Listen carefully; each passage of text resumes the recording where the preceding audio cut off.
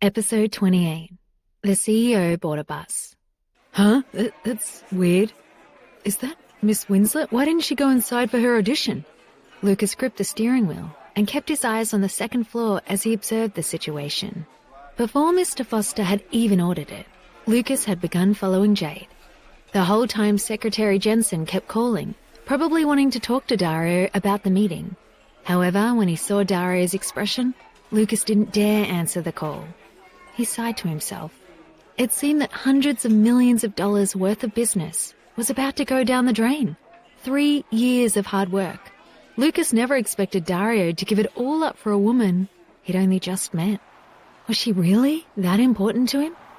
Jade rushed through the university gate and sprinted towards the bus stop.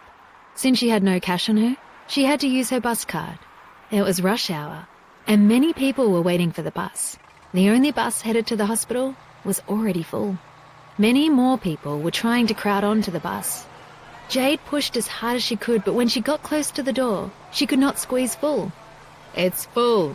Please wait for the next one," the driver told Jade impatiently. He put his hand on the button to close the door and was about to leave. "I'm so sorry, but it's an emergency. Can you please let me on?" Jade pleaded. "There are no seats left. Get off." The driver didn't care, and the people on the bus were getting angry. "Hey, driver, let's go. We've been waiting way too long." "Look, miss, there's too many people here already. Get off the stairs." "Yeah." Jade was forced off the bus. She stood there, smiling bitterly as she watched it drive away. It would take at least half an hour for the next bus to arrive. What if it were full too? She had to get to the hospital immediately. "Boss, should we give Miss Winslet a ride?" Lucas asked, seeing everything unfold before his eyes.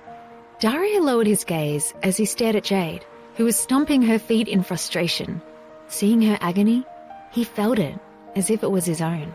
"Go, buy me that bus, and fire that driver immediately," Dario commanded, ignoring Lucas's petrified face. He had all kinds of cars in his mansion.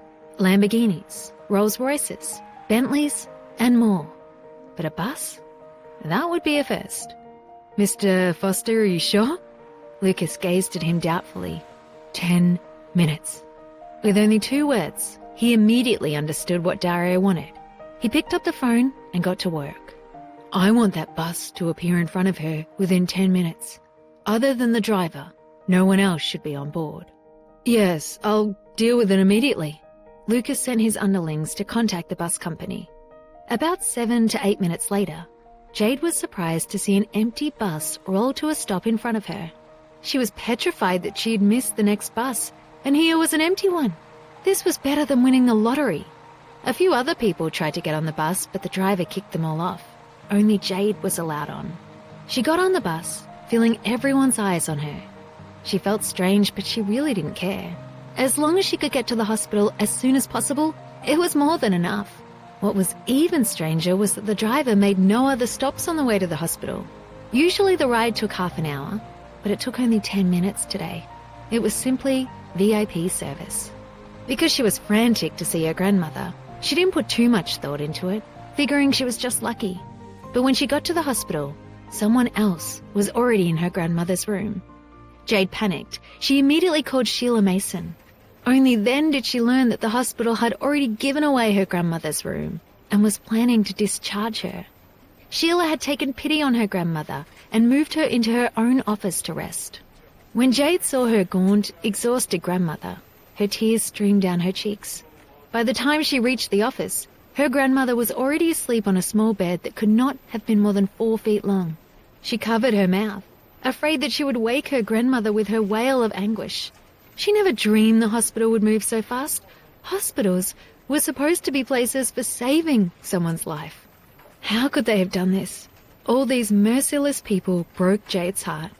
"It's all because I'm useless. I'm sorry, Grandma." Jade's throat tightened, her words hoarse. Sheila patted on her shoulder, comforting her. "Jade, don't be sad. I've slipped her some medicine, so she's fine now, but she needs surgery as soon as possible. You must think of a way. I've done all I can for you."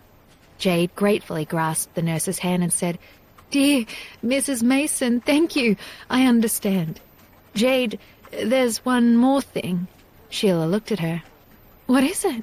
Jade wiped away her tears, feeling her anxiety surge. She knew this would be bad news. Sheila held up a list. It was the debt accumulated from her grandmother's medical bills. Aunt Suzanne had taken back all the money from the advance payment, so her grandmother's hospital expenses for this month had not been paid, for a total of $300,000. Jade sat stupefied, her face turning ghostly white. $300,000? To the penniless Jade, this was an astronomical figure. Her body started to tremble as she clutched the list. There was only one thought on her mind. What should I do? What on earth could I do? Where in the world can I find this much money? Jade, I know you don't have much money on you, but you have to resolve this as soon as possible. Didn't your aunt always pay for your grandma's care? Why did she take back all the money? Did you two quarrel? If so, you should apologize to her immediately, Sheila advised. Jade smiled bitterly. Quarrel? Apologize? If only it were that simple. Jade leaned against the door in despair. She then took a deep breath and took Sheila's hand nervously, pleading, Mrs. Mason, I beg you. I know I'm putting you in a difficult situation, but can you please look after my grandma again? I'll need to leave for a while. As for money, I will find a way to pay. The nurse sighed helplessly and said, I'll look after her for a while, but don't take too long. I still have to work, you know. Jade nodded. I understand, but there's no other way now. Go ahead. Okay, dear Mrs. Mason, I'll leave my grandma to you.